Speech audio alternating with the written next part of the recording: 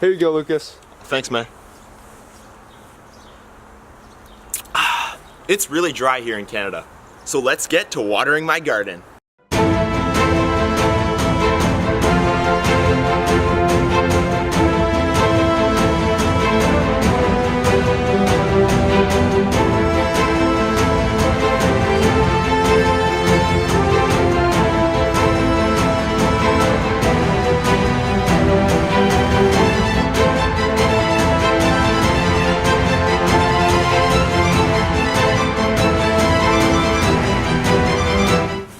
So if you're like me, you have one of these spray nozzle things, and you know, it's got all these settings, right? It's got, you know, angled, jet, cone, soaker, mist, flat, full, and there's just so many settings. So it's like, how do you know which one to choose for your garden? Well, personally, I like to use the shower setting.